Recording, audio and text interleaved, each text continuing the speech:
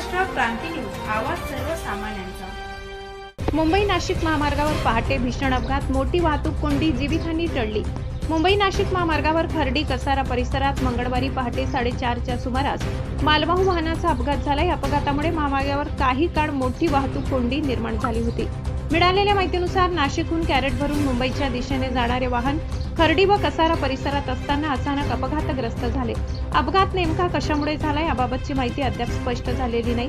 अपघाताची माहिती मिळताच कसारा पोलीस ठाण्याचे अधिकारी व कर्मचारी तातडीने घटनास्थळी दाखल झाले। पोलिसांनी घटनास्थळी मदत कार्य सुरू करून महामार्गावरील वाहतूक सुरळीत करण्यासाठी प्रयत्न केले। त्यामुळे काही काळ विस्कळीत झालेली वाहतूक हळूहळू सुरळीत करण्यात आली।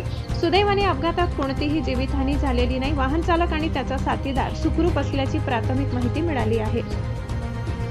सुदैवाने अपघातात कोणतीही जीवितहानी झालेली नाही। वाहन चालक आणि त्याचा साथीदार सुखरूप असल्याची प्राथमिक माहिती मिळाली आहे। दरम्यान अपघातामुळे पहाटेच्या वेळेत महामार्गावर वाहनांच्या लांबच लांब रांगा लागल्या होत्या। पोलिसांच्या तत्परतेमुळे वाहतूक कोंडी कमी करण्यात आली। महाराष्ट्र क्रांती न्यूज साठी प्रतिनिधी गीतेश भोईर, शहापूर।